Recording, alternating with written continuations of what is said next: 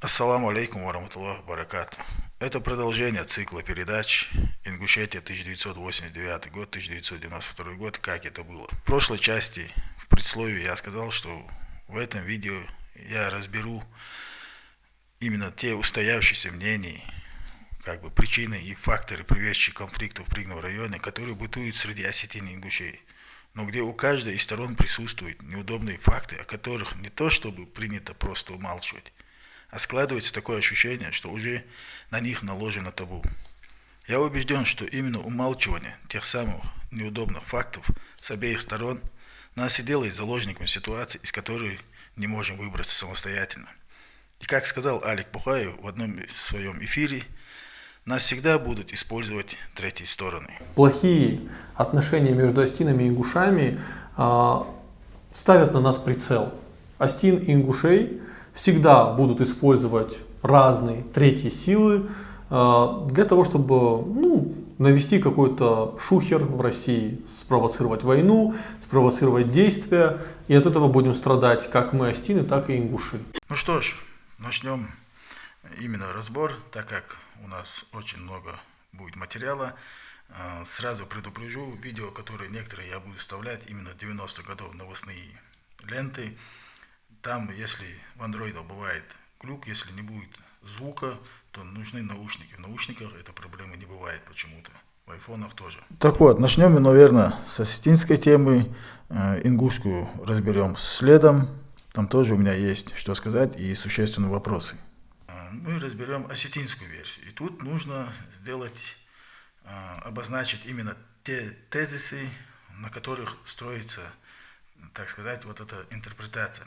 Первый тезис – это о том, что до выселения казаков в 20-х годах прошлого столетия ингуши не жили в Пригном районе. Второй тезис – это утверждение, что ингуши в массе своей покинули села Пригорного района до начала конфликта, который несет в себе, по сути, прямое обвинение мирного населения в причастности агрессии в отношении осетин. Тем самым подсознательно оправдывается жертвы со стороны мирного населения. В первую очередь мы говорим о стариках, женщинах и детях. И третий тезис, конечно же, это сама агрессия, что ингуши готовили агрессию благовременно. Так вот, первая работа, с которой я хотел бы начать эту тему, это «В тумане над пропастью». Это довольно объемная работа, где собраны различные статьи на интересующую нас тему, которые были написаны в 1994 году, и издана эта книга в Владикавказе.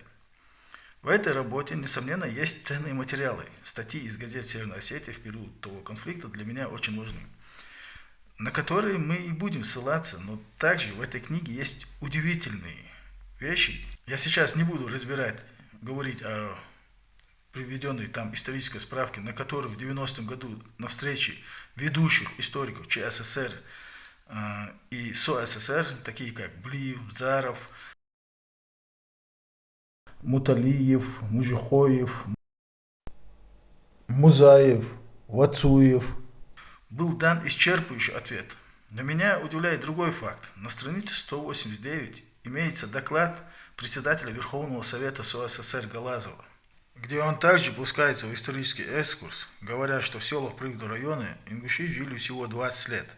Делая такие смелые заявления, тем самым претендуя на астинскую исконность этих земель, делает абсолютно нелепые ошибки, которые не подобает делать бывшему гуманитарию, профессору, главе республики, а главное человеку, который считает эти земли родными и отстаивает и борется за них. То есть, перечисляя села Сунжинской линии, откуда были выселены недавно поселенцы-казаки, называет фельдмаршаловскую, и в скобках берется Камгарон. Если у зрителя возникает вопрос, почему Камгарон взят в скобки, я поясню. Тарская и Сунжинская, Камбелеевская во время проживания там казаков назывались точно так же. Только Камгарон назывался Воронцов-Дашков. И когда ингуши вернули свои села обратно, то и вернули им их прежнее название, а именно Онгушт, это Тарская, Ахки-юрт, это Сунжинская, Камбелеевская, это Галга-юрт, и Камгарон назывался Тоузен-юрт. В 1944 году после выселения чеченцев и ингушей ингушским селам вернули их казачьи названия. И лишь Воронцов-Дашков не вышло в названии, и осетины решили назвать его, получается, Камгарон. Возможно, кто-то может подумать, что это обычная опечатка, но такого рода опечатка не может кочевать по другим источникам и телевизионным эфирам, а именно в документальном фильме, снятом осетинским журналистом, где они показывают отрывок из выступления Галазова, где он зачитывает тот самый доклад, после чего диктор практически слово в слово повторяет текст из исторической справки, единственно добавляя утверждение какое-то про аланское государство в Библии. В пригородном районе нашей республики полностью на совесть лидеров ингушского национал-экстремизма, исказивших историю, затуманивших мозги представителям своего народа и снабдивших российских законодателей абсурдной идеей возвращения родины своих предков. Разумеется, специалисты в спокойной обстановке исследуют все факты происшедшей трагедии, дадут ей объективную оценку и каждому воздадут по заслугам. Но сегодня, по горячим следам происшедшего, мы обязаны сказать свое веское слово, назвать события и факты своими подлинными именами. Историческая справка. На земле, на которую претендуют сегодня ингуши, в раннее средневековье возникли поселения предков осетин-алан, усиление Октябрьское, Балта, Ларс, Чми. В этом можно легко убедиться, открыв книгу мудрости, Библию, взглянув на древние карты. В середине прошлого века на землях нынешнего пригородного района были основаны казачьи станицы – Тарская, Сунжинская, Фельдмаршальская и другие. В 1918-21 годах казачество было подвергнуто массовым репрессиям. Десятки тысяч казаков были выселены вместе с семьями. Тысячи погибли. На освобожденных землях поселились ингуши. 1944 год. Известная репрессия ингушей. В освободившиеся села, бывшие казачьи станицы, принудительно вселяют осетин из Грузии и Южной Осетии.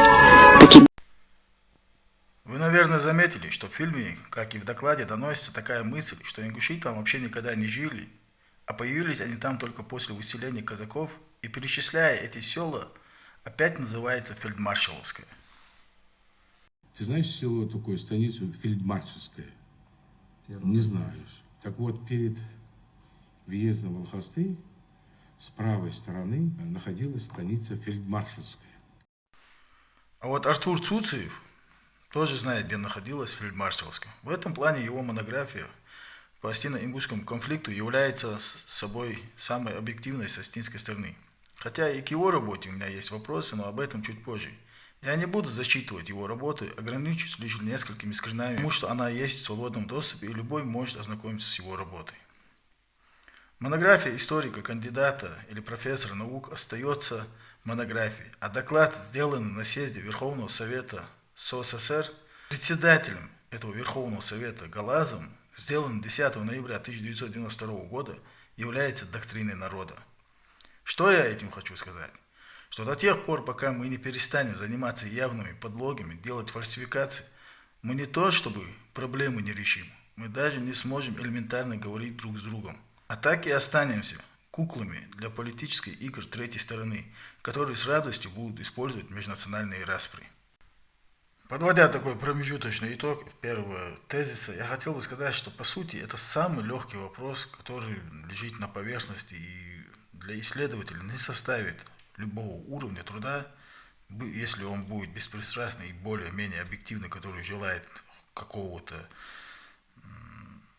понимания между нашими народами, для него не должно ни в коей мере составить труда разобраться в этой теме. В первую очередь, сама осетинская интеллигенция должна именно была ответить на такого рода заявление, что ингуши лишь только с 20-х годов поселились в пригородном районе.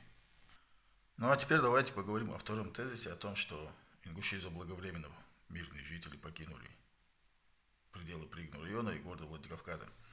Об этом на странице 160 упоминает и Артур Цуциев.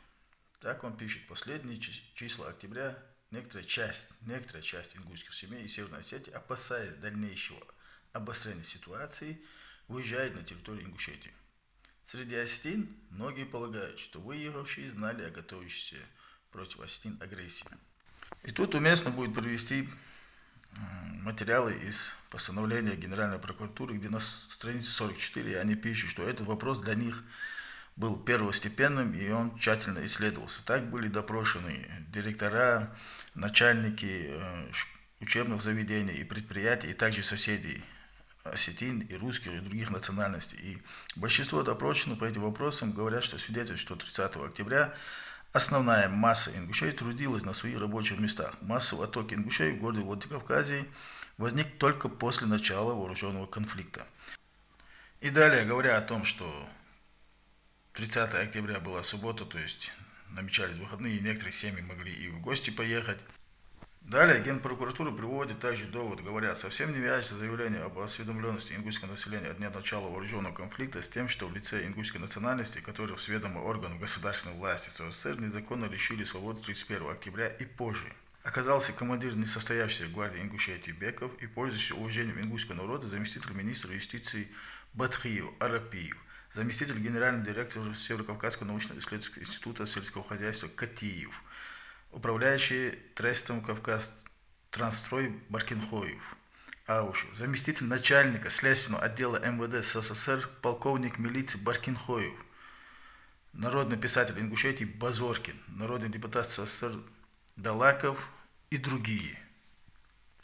Кому как не этим лицам, в своем большинстве состоящим в НСИ, поддерживающим требования о передаче Пригного района в составе Ингушской республики, следовало бы до начала вооруженного конфликта вывести свои семьи, но они этого не сделали, то есть они оказались в заложниках.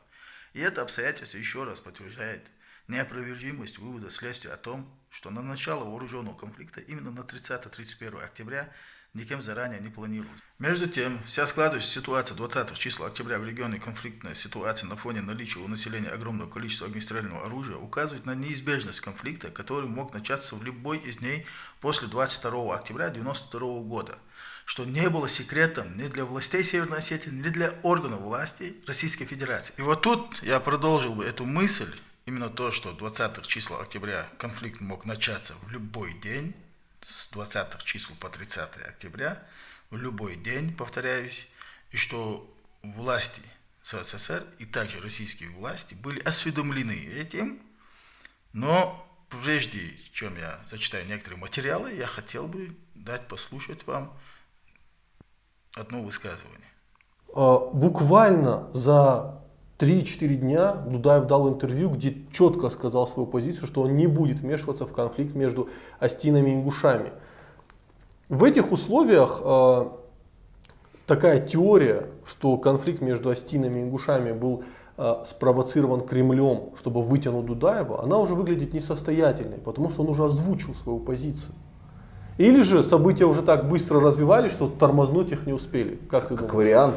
Ты видишь ли, какая штука? Ситуацию в Южном, вообще ситуацию в пригородном районе за несколько дней до начала, до ингушского вторжения сюда, да, эту ситуацию по-прежнему представляли бытовой. Я делаю отсыл к 1981 году, когда в пригородном же районе ингуши убивали осетинских таксистов. Вот убийство Гаглоева, да, ставшее последней каплей. А цепочка этих экзекуций, она ведь представлялась именно неким бытовым конфликтом. Здесь была примерно та же история. Я прекрасно помню, и тому есть опять же документальные подтверждения, что еще условно за 3 дня до вторжения в Осетию шли какие-то смутные разговоры о том, что что-то может намечаться, потому что часть ингушей Северной Осетии, Владикавказа в частности, и пригородного внезапно вместе со своим скарбом снимается и отправляется в сторону Ингушетии. Но сказать, что даже очень серьезные люди могли бы за 3-4 дня говорить о том, что будет война, именно что война, этого не было. Я однозначно посвящу отдельную часть из этого цикла именно разбору вот этой передачи, вот этого диалога Руслана Тотрова и Алика Пухаева. И также я хотел бы делать прямой эфир с Русланом Тотровым и с Аликом Пухаевым. Я отписывался от обратной связи Алику Пухаеву. Может, иншаллах, такой случай предоставится. Но здесь я хотел бы, не акцентируя внимание на то, что Руслан Тотров говорит, опять-таки, со своим скарбом ингуши массово начали покидать Об этом мы подробно поговорили и еще приведем некоторые другие факты. Но здесь очень важный момент, что он говорит, что только вот из-за того, что ингуши массово покидают, шли слухи, что что-то намечается там. И делается акцент именно на южный, вот просто южный. Вот в южном что-то происходило, вот только южный. Так ли это? Давайте посмотрим сейчас. На странице 38 все того же постановления Генпрокуратуры говорится, что еще 22 октября председателем незаконного созданного Совета Безопасности обсуждался план о введении комендантского часа в отдельных населенных пунктах Пригородного района. На следующей странице говорится, после вынесения Верховного Совета СССР постановления от 27 октября 1992 года, в котором предусматривалось применение силы в случае отказа ингушского населения разблокировать дороги и снять посты, командующий внутренним войском МВД Российской Федерации Савин сразу предупредил руководство республики, что внутренние войска в этой операции участвовать не будут. Об этом отказе применения силы просил руководство СССР и прокурор Ингушской республики. Категорический отказ командования внутренних войск от участия в этой операции, видимо, и привело к тому, что Совет Безопасности СССР после истечения 29 октября, который был у них поставлен ультиматум 1992 года к 14 часам срока ультимативного требования о разблокировке дороги, не стал принимать решения и применять силы. С другой стороны, МВД еще 27 октября был разработан подробный план силовой операции по разблокированию дороги и разоружению ингушского населения. О тщательности разработки этого плана говорит такая деталь. Засматривались даже резервирование больниц, станций скорой помощи. Видишь ли, какая штука? Ситуацию в Южном, вообще ситуацию в пригородном районе за несколько дней до начала, до ингушского вторжения сюда, да, эту ситуацию по-прежнему представляли бытовой. Если для кого-то мои слова будут неубедительны, то я могу зачитать вам из «Тумана над пропастью» хроника событий.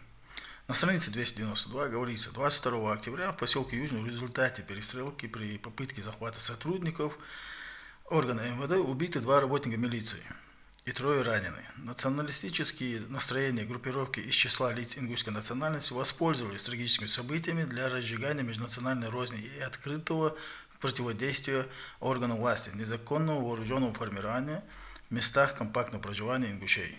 Начинают блокировать дороги и населенные пункты. 27 октября Верховный Совет Республики принимает постановление о ситуации в Северо-Осетинской СССР в связи с трагическими событиями в поселке Южном. Определен срок незаконного вооруженного формирования разблокировать дороги и снять пикеты до 14 часов 29 октября. Это решение оказалось сорванным. Ну и потом агрессия 31 октября. Итак, мы поняли, что ситуация обострилась не несколько дней назад, не 27 октября, как говорят об этом Алик Пухаев и Руслан Тотров, несколько дней, события в Южном. Но это не суть. Суть важна в том, что события обострились 22 октября, и для власти, как мы видим, 27-го, если такие постановления были, ультимативные требования, что это не было бытовым. Но, вы меня извините, я еще раз процитирую цитату от 22 октября, потому что это очень важно. Давайте еще раз. В поселке Южном в результате перестрелки при попытке захвата сотрудников органов МВД СССР убиты 2 работника милиции и 3 ранены. Националистические настроения группировки из числа лиц ингушской национальности, вот здесь заметьте, воспользовались трагическими событиями для разжигания межнациональной розни и открытого противодействия органам власти. То есть ингушские националистические группировки воспользовались каким-то событием, которые смогли настроить ингушей против власти. Я хочу пояснить, что книга «В тумане над пропастью» – это сборник материалов и документов о конфликте 1992 года. По сути, это официальные документы, собранные на уровне правительства, где первое присловие делает Берагов. Я просто хочу прокомментировать важность и ценность этой книги. А теперь давайте посмотрим, как вот именно вот эта трактовка была озвучена даже на федеральных телеканалах. Как я говорил, если у кого-то будут проблемы со звуком, используйте наушники. Товарищи по службе, жители Владикавказа, родные и близкие прощались с погибшими в исполнении служебных обязанностей сотрудниками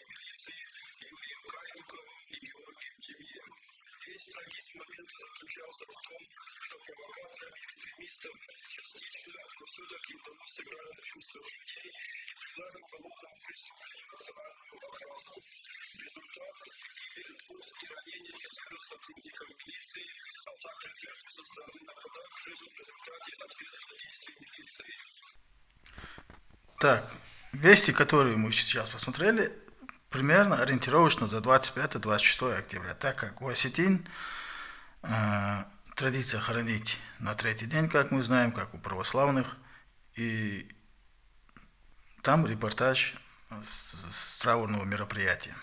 Так вот, в этом же репортаже повторяется именно вот эта формулировка, что ингушские националистические группы воспользовались каким-то событием для разжигания межнациональной розни. Теперь важно узнать, что за событие это было. В тумане над пропастью об этом ведь ни слова. Но эта информация частично есть у Цуцуева. Монография Артура Цуцуева, она очень полезна. Во-первых, она более объективна из всей осетинской среды, в ней нету агрессии.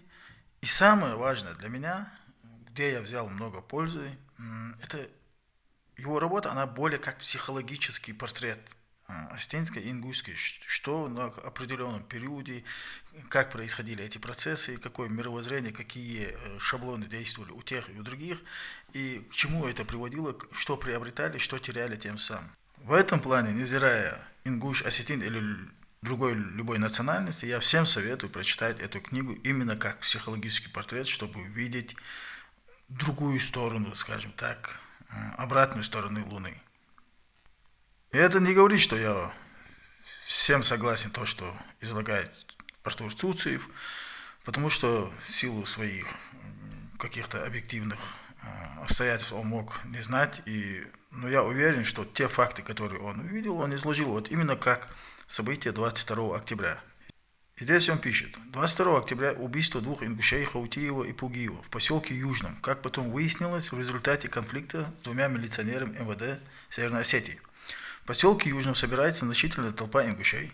Прибывшая для расследования происшествия дежурная группа МВД Северной Осетии блокируется, начинается перестрелка между милицией и ингушами. Убиты 2 осетинских милиционера и 4 местных ингушей. И как я раньше сказал, тот репортаж, который мы смотрели, был от 25 октября. А теперь давайте посмотрим от 23 октября вести федерального канала.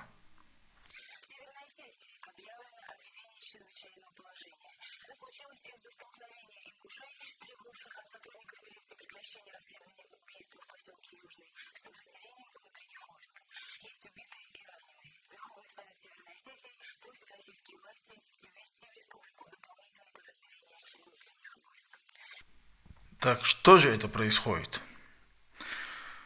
Происходит какое-то событие. Власти Северной Осетии вводят чрезвычайное положение, требуют ввести дополнительные войска. И получается, эти националистические группы на этом фоне мотивируют людей. Но в то же время требуют прекратить расследование. Вот какая-то путаница, и этот узелок нужно развязать. И тут, наверное, логично будет посмотреть, что говорится в постановлении Генпрокуратуры, потому что раз эти события разворачивались именно с Южного, именно ультиматум выдвигался там, митинг был там, чем вызваны были эти протесты и что такого было это 22 октября, нам следует посмотреть, что говорится в постановлении Генпрокуратуры.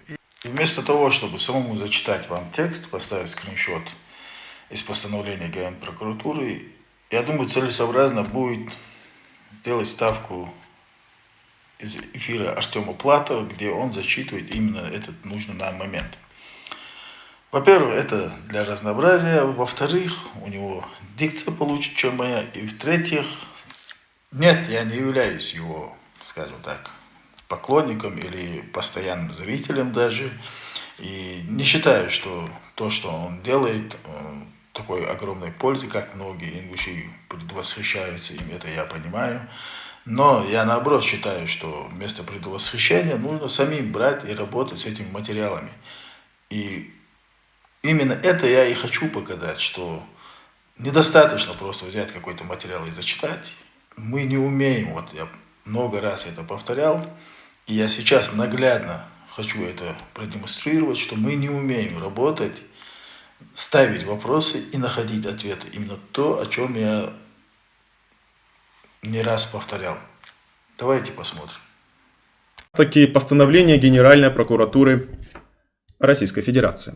Зачитываю слово в слово, чтобы ко мне не было никаких претензий. Поводом для начала открытого вооруженного противостояния послужили следующие события.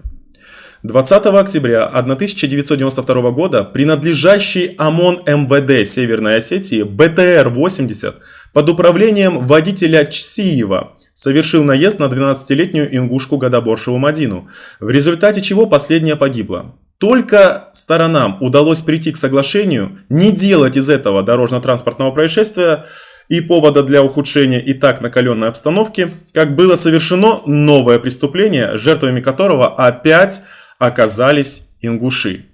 И вот скажите мне, пожалуйста, почему вот этот товарищ Чсиев не был наказан? Он совершил убийство, преступление. И вообще, что он делал на БТРе на улицах пригородного района, где играют в основном дети, там футбол, девочки, я не знаю, просто гуляют, общаются.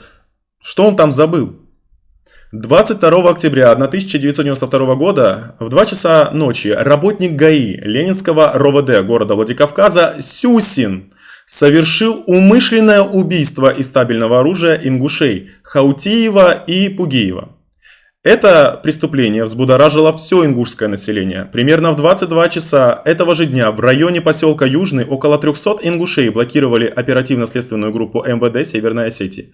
В завязавшейся позже перестрелке погибли 2 сотрудника милиции и 3 человека из числа нападавших ингушей. Несколько человек получили ранения.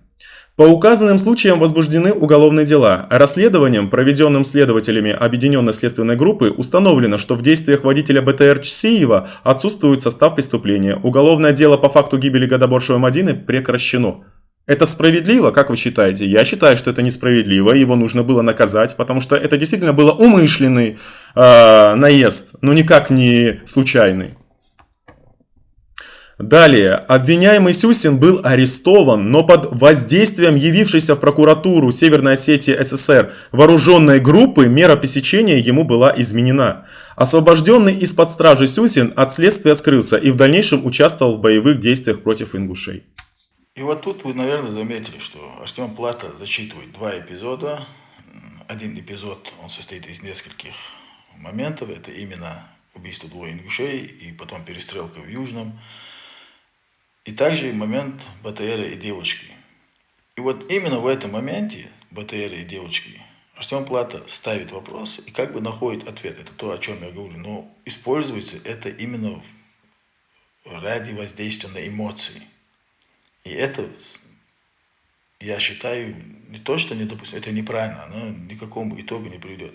Если вот сегодня послушать его осетин, и маломальски разбирающийся, или который начнет читать вот эти документы, он ему скажет, там же сказано, что расследование прекращено, что девочка шла с Октябрьского, со школы, и его вопрос, что там делал БТР, он ехал с учебных действий с полигона Тарского. Дорога пролегает именно через Октябрьское, потом Корса и Владикавказ.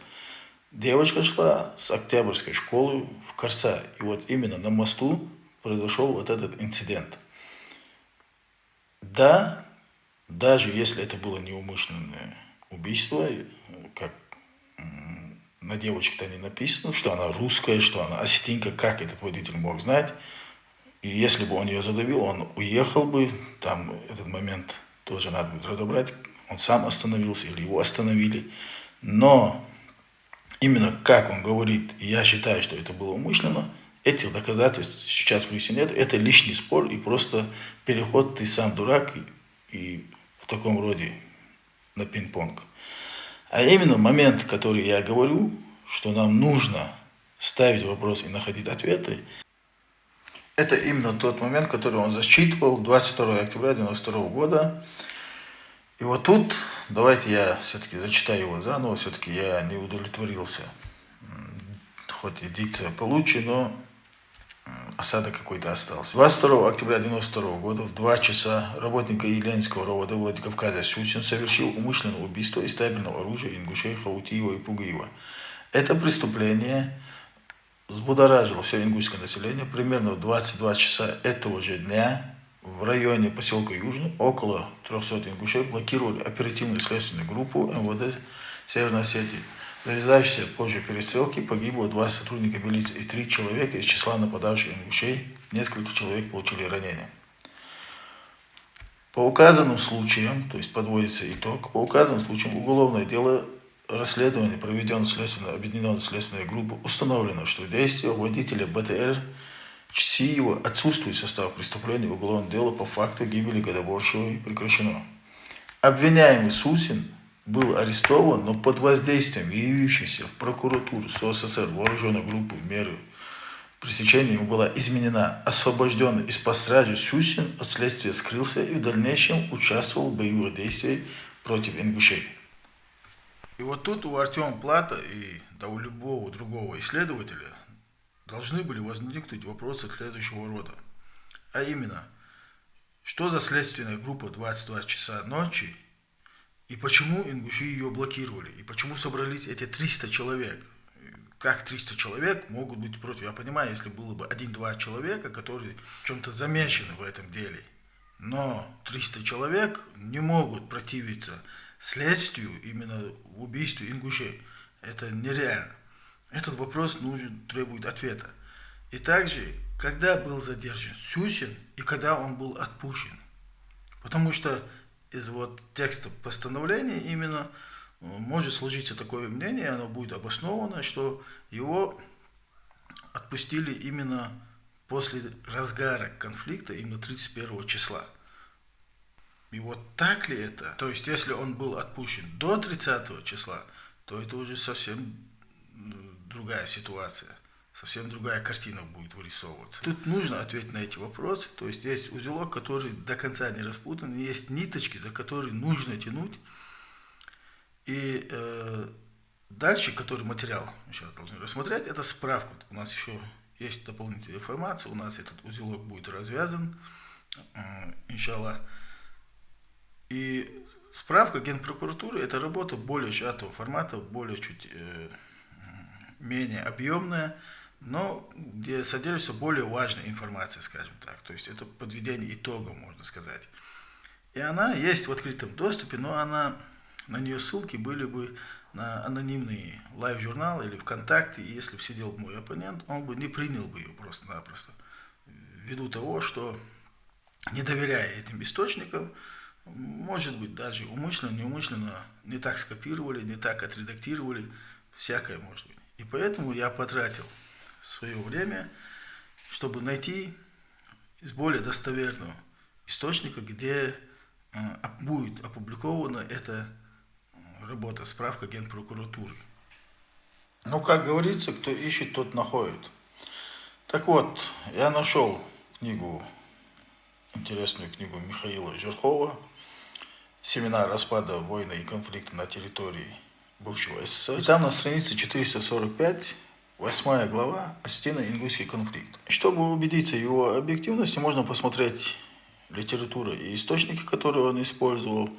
Тут, конечно же, есть «Механика смерти», Боков, мемориал Яндиева, но также он ссылается на издание Владикавказ 92 года, пригородный район Северо-Осетинской ССР, хронология конфликта, и также на работу Туалагова «Истоки трагедий». Я думаю, Руслан Тотрову эта работа будет знакома. Именно там упоминался этот термин «скарб». И также надо сказать, что он тут практически слово-слово процитировал. Не практически, а слово-слово процитировал и работу Артура Цуцева, на что он дает сноску. И вот на странице 458, уже завершая эту главу, он ставит как документы. Это справка об обстоятельствах возникновения осетино-ингушского вооруженного конфликта, его развития и роль в нем федеральных органов власти и управления. За подписью Костырев, город Москва, 14 июня 1993 год. И давайте посмотрим, что говорится в этой справке про интересующее наше событие 22 октября 1992 года в поселке Южном. На странице 464 говорится следующее. 22 октября в городе Владикавказе, в поселке Южном, с огнестрельным ранением головы был обнаружен труп ингуша Хаутиева. Спустя некоторое время в районе Архонской, также с признаками насильственной смерти, был обнаружен труп ехавшего с ним Пугоева. Собравшиеся по этому поводу граждане в резкой форме стали высказывать свое недовольство случившимся, обвинять работников МВД СССР в совершении этих убийств. Впоследствии это нашло свое подтверждение. Был арестован работник ГАИ МВД Северной Осетии Сюсин, совершивший это преступление. Однако, под давлением собравшейся вооруженной толпы осетин, прокурором Северной Осетии Лукиным В.И., он был освобожден из-под стражи и сразу же скрылся. Вечером 22 октября между собравшимися ингушами и прибывшими работниками МВД СССР, в скобках говорится, достоверные данные о том, что это была следственная группа, отсутствуют. Завязалась перестрелка, в которой с ингушской стороны было убито еще 3 человека, а со стороны МВД 2 человека убито и несколько ранено. Сообщение это сколыхнуло всех ингушей, повсюду стали проходить митинги, на которых выдвигались требования положить конец произволу, чинимому МВД и вооруженными формированиями Северной Осетии в отношении ингушского населения. Выезды в населенные пункты Пригного района, где компактно проживало ингушское население, блокированы и охранялись вооруженными людьми. Возникло открытое противостояние между двумя народами. И тут картина более вырисовывается. Более становится очевидным, что Сюсин был отпущен до начала конфликта, скажем так, острой фазы, потому что в справке приводятся именно факты, которые предшествовали 30-31 октября. Но именно инцидент, который произошел 22 октября, тут возникает вопрос, как я сказал, вот эта формулировка «ночь и вечер». Так что же это за события были? Как они произошли? И самое главное, то, что в скобках, именно в справке Генпрокуратуры, пишется, что достоверной информации, что это была следственная группа, нету. И вот этот момент меня очень сильно заинтересовал, и я начал дальше уже смотреть материалы и наткнулся на очень интересные детали, скажем так. Давайте все по порядку. Так, в независимой газете от 24 октября 1992 года на странице 3 в колонке мы находим информацию из Северной Осетии, где говорится: вечером 22 октября в поселке Южно, близ Владикавказа, произошло столкновение ингушского населения с сотрудниками МВД Северной Осетии. Есть жертвы. По сообщению пресс-центра МВД Северной Осетии 22 октября к ним поступило сообщение о том, что в поселке Южный, где проживает преимущественно ингушское население, обнаружен труп неизвестного. Приехавшая из Владикавказа опергруппа МВД Республики обнаружила труп жителя селения Чернореченское, ингуша по национальности. Около 300 жителей поселка блокировали выезды опергруппы и потребовали, чтобы был найден и доставлен в Южный человек, якобы находившийся вместе с убитым. На помощь сотрудникам из Владикавказа прибыла 2-я опергруппа. В результате перестрелки было убито 2 милиционеров и 3 сотрудника МВД ранены. Со стороны ингушей 4 убито и 3 ранено. Ответным огнем милиции сопротивление было подавлено, заложники освобождены, значит и заложники были, получается. Вечером состоялось экстренное совещание Верховного Совета и Совета Министров Республики. Из неофициальных источников стало известно, что в местах совместного проживания ингушей, а также в городе Назрань наблюдается концентрация экстремистски настроенных вооруженных групп. В поселке Южный прибыли вооруженные жители поселка Майска, в Южном возводятся баррикады. Вчера Министерство МВД Северной Осетии генерал-майор Кантемиров выступил по местному телевидению и радио и призвал население республики к спокойствию. Георгий Кантемиров обратился также к министру МВД России с просьбой прислать в республику дополнительно 2000 военнослужащих внутренних войск РФ. Из этой статьи мы видим, что ситуация была намного сложнее, чем 23 октября сухо передавалось в новостных лентах, что ингуши препятствовали расследованию. Тут видно, что ингуши требовали найти 2-го пассажира, скажем так, и произошла не просто перестрелка, а был и захват заложников, и дополнительные отряды посылались. То есть ситуация была реально очень не то чтобы накаленная, а это уже по сути был конфликт в прямом смысле слова. А теперь давайте посмотрим дальше, что говорится про эти события. Следующий наш источник — это российская газета от 29 октября 1992 года, где на странице 2 две статьи о опасной черты и подробности происшествия. И в первой статье есть очень интересный момент, который нужны будут нам, который мы будем зачитывать в последующих циклах. Но здесь я просто хочу именно показать, насколько это бытовое восприятие было со стороны осетинской, тем более властей. Хочу показать цитату Берагова. Тут он говорит: «Обстановка очень сложная. Мы стоим перед опасностью широкомасштабного вооруженного конфликта». Так охарактеризовал нынешнее осетино-ингушские отношения первый заместитель председателя Верховного Совета Осетии Юрий Берагов в своем выступлении на сессии парламента республики. Верховный Совет собрался на очередную сессию для принятия важных законов, но по требованию депутатов приостановил плановую законотворческую деятельность, чтобы всесторонне обсудить обострившийся в последние дни межнациональный конфликт. В очаги напряженности выехали депутатские группы, чтобы на месте изучить обстановку и доложить свои выводы Верховному Совету. Тут мы видим, какую однозначную оценку дает Берагов. И вот эти попытки в Верховном Совете, именно об этом пишется в постановлении Генпрокуратуры, что 27-го уже были разработаны планы, и именно то, что на это не дал добро министр МВД Российской Федерации, побудило не начинать разблокировки, скажем так, именно 27 числа. Эта газета, я напомню, 29 числа. Давайте посмотрим следующую статью. Итак, под заголовком «Подробности происшествия» говорится о событиях последних дней в Северной Осетии, местах, где проживают в основном ингуши. Средства массовой информации сообщило противоречивые версии. Какими сведениями располагает Министерство внутренних дел России? С этим вопросом мы обратились к начальнику отдела Центра общественной связи МВД Российской Федерации Александру Ростовцову. И тут вначале он описывает про ситуацию, которая произошла с наездом на девушку Гадаборшеву. В втором столбике говорится: обстановка резко обострилась 22 октября в поселке Южном Пригородного района. Около 300 человек заблокировали въезды и выезды из поселка. Вечером ими же из автоматического оружия была обстреляна машина ГАИ приданных сил МВД России, следующая к месту несения службы на КПП. К счастью, обошлось без жертв. Выехавшая на место происшествия оперативная группа, 5 человек, была обстреляна и разоружена. 2 сотрудника убиты, 3 ранены. Похищены 4 автомата, 4 пистолета, патроны и бронежилеты.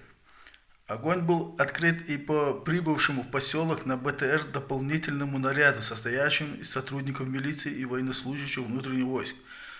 Был ранен водитель бронетранспортера. В целях самообороны солдаты были вынуждены применить оружие. 4 человека из числа нападавших погибли. После принятых органами внутренних дел мер противоправные действия больше не происходили. В Пригородном районе Северной Осетии комендантский час, как следует из сообщения прессы, не вводился. Там действует режим чрезвычайного положения. Самое первое, что бросается в глаза в этой статье, это то, что отсутствует информация о 2 убитых под утро ингушах. Точнее, 1 убитый, 1 пропавший без вести на то время. И также мы понимаем из этой статьи, что вот этот наряд милиции, который был отправлен не для расследования, а потому, что была обстреляна машина ГАИ. Именно поэтому был отправлен наряд милиции. И по сути получается, чтобы или разогнать, или же схватить тех, кто обстреливал. Ни о каком расследовании, которое произошло 2 часа под утро, и речи нету именно из этой. Ну а следующая газета, которую мы сейчас рассмотрим, это «Московские новости» от 1 ноября. Тут нужно понимать, что номер, если вышел с утра 1 ноября, то, следовательно, он готовился или 31 октября, или же 30 октября вот эта информация была готова и сдавалась в редакцию 31 октября. То есть я хочу, чтобы вы обратили внимание именно на то, что когда в статье говорится в прошлую субботу, это означает, что суббота не 31 октября, а именно 24 октября, который состоялся митинг, или должен состояться, там в газете говорится. И вот на 6 странице статья «Бои с несуществующей республикой. Часы Кавказской войны Пущины» мы находим такого рода информацию. В минувшую субботу в ингушском поселке Южное, в городской черте Владикавказа состоялся общенациональный траурный митинг ингушей. По мнению его организаторов, на нем присутствовало около 40 тысяч человек. Резолюция митинга обязала сельские и поселковые советы Пригного района незамедлительно провести сессии и принять решение о выходе из состава Северной Осетии. Тут же на митинге, избрав состав Временного районного совета самоуправления из 9 человек, депутаты ингушей предложили в знак протеста против геноцида ингушского народа на государственном уровне сложить в себя депутатские полномочия и выйти из состава парламента Северной Осетии. Объявлено о формировании Национальной гвардии. Все это следствие кровавого события последних дней. И далее, уже в самой статье пишется: в ночь с 21 на 22 октября на повороте у въезда в Южный за рулем своей машины был обнаружен мертвый житель этого поселка Хаутиев. Ехавший с ним молодой ингуш Пугиев был увезен убийцами в неизвестном направлении. Через сутки он найден с простреленной головой у селения Архонское. 2 днями ранее в селении Щелхи Пригного района под колеса БТР МВД Северной Осетии погибла возвращающаяся из школы ингушская девочка. И тут почему-то кажется, как будто вот эта ситуация связана именно с Щелхой, вот далее, которую я сейчас зачитывать буду. Экипаж боевой машины, перемежая отборным матом требования к жителям немедленно разойтись, открыл беспорядочный огонь из крупнокалиберного пулемета поверх голов собравшихся. Следы немотивированного обстрела остались на стенах жилых домов. Шальной пулей был смертельно ранен и умер через час в больнице один из жителей. Через некоторое время в Южном появился милицейский УАЗик советского рода с группой захвата из 5 человек. Вновь началась стрельба. Итог кровавых стычек лишь одного дня: 2 убитых и 3 тяжело раненых ОМОНовцев осетин, 2 убитых и 4 раненых ингушей. То есть, когда был наезд именно в селе Октябрьское, была убита девочка, но наездом БТР и от перестрелки, тем более крупнокалиберного, там никто не пострадал, и наоборот объединенные группы следственные пришли к единому мнению по информации, которая у нас есть. Казалось бы, информации больше, но опять какая-то запутанность в этих сводках. Почему? Наверное, потому что издалека брали вот эти информации, на месте никто не работал. И тут уже нам будет полезно посмотреть следующую статью, которая нам прояснит эту ситуацию более подробно. Итак, в газете «Северный Кавказ» от 31 октября 1992 года на странице 7 мы видим посвященную статью «События в Южном. Версия и комментарий». 27-28 октября в поселке Южный пригорода Владикавказа побывал корреспондент Северного Кавказа. Информация о событиях получена от Координационного совета Пригного района Ингушетии, образован 23-24 октября в отделении поселках Южный и Корца, Министерства безопасности и внутренних дел Северной Осетии и Объединенный штаб войсковой оперативной группы внутренних войск МВД Российской Федерации на Северном Кавказе. Как сказал Северному Кавказу Мухтар Цискиев, начало конфликта происходило на 4 часа утра 22 октября, когда на окраине Южного нашли труп жителя села Тарского Ибрагима Хаутиева с огнестрельным ранением в голову, выстрел с близкого расстояния, лежавший у автомобиля ЗИЛ-131. Позднее МВД СССР сообщили, что в кузове автомобиля держали большую емкость с бензином.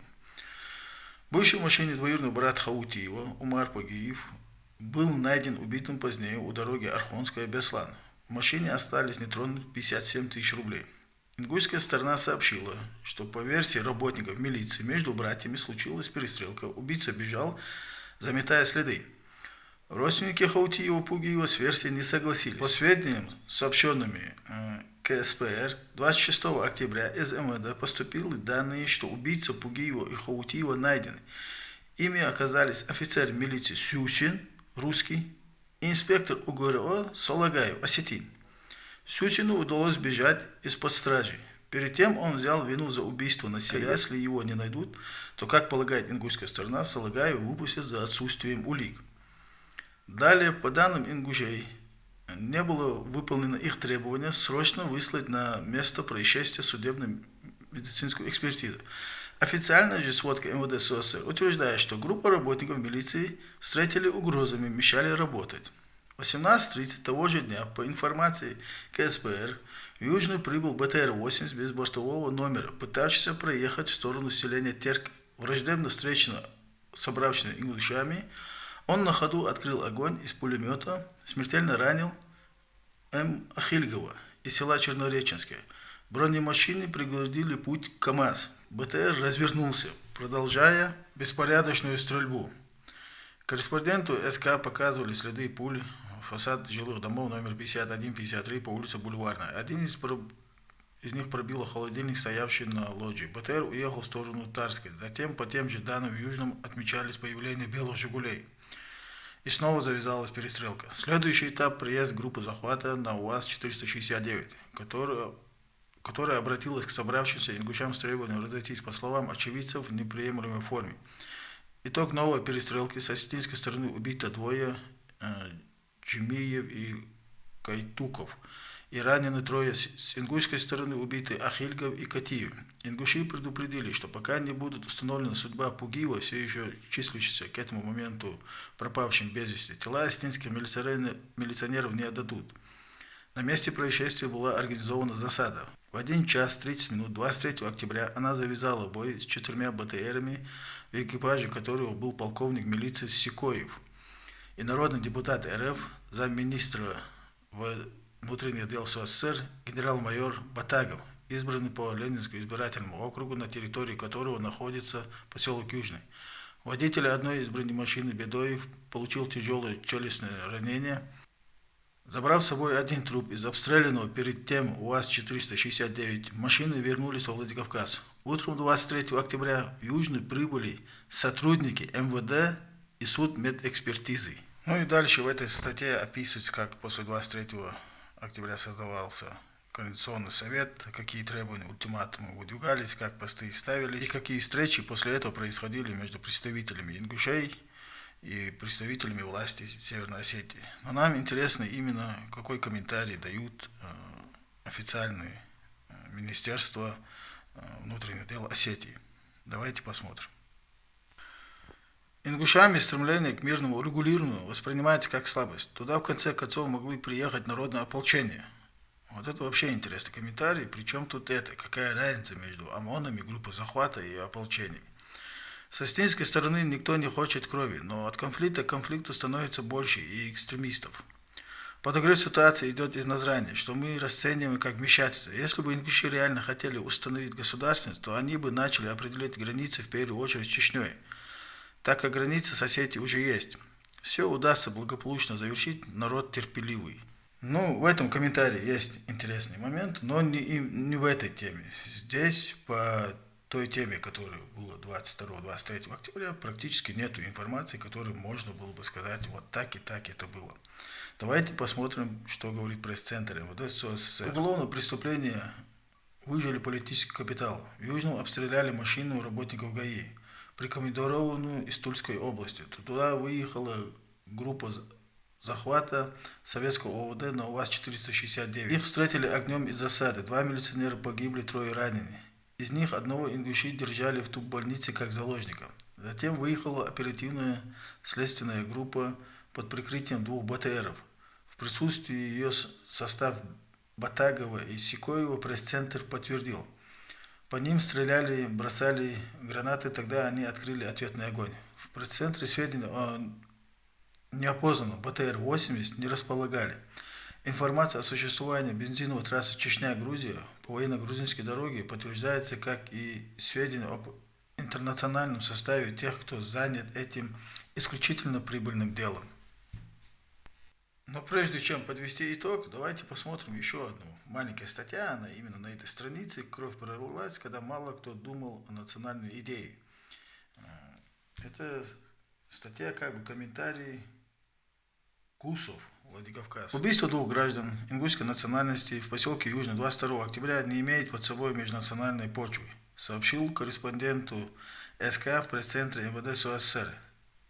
Это стало ясно после допроса задержанного 27 октября по подозрению в убийстве сотрудника местного ГАИ русского по национальности. Его адвокат сообщил корреспонденту СК, что задержанный признал совершение убийства Хаутиева и Пугиева в поселке Южном во время проверки у них документов. Преднамеренное убийство офицер отрицает, утверждает, что все случилось из-за его неаккуратного обращения с оружием. МВД СССР ведет следствие.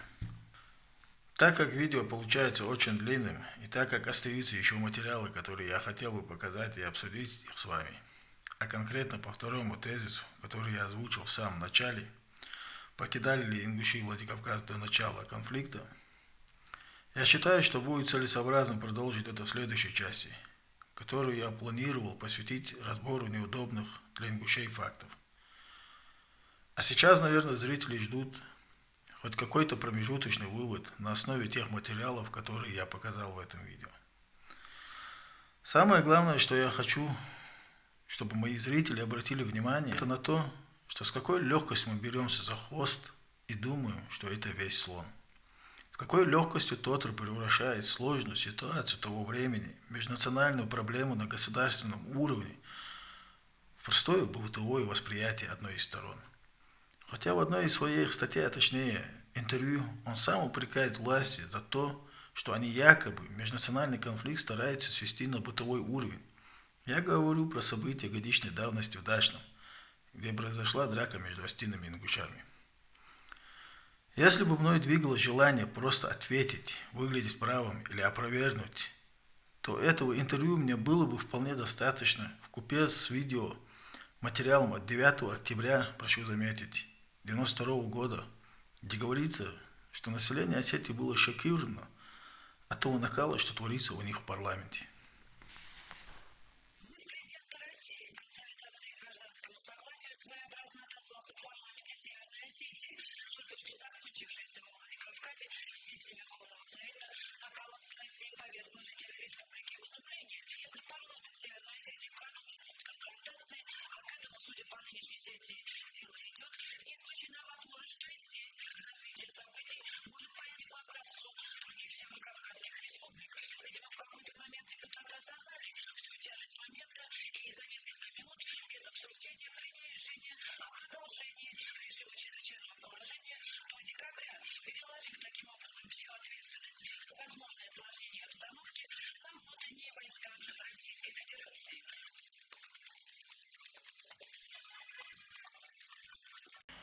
Но подобные действия с моей стороны не раскрыли бы сути проблемы.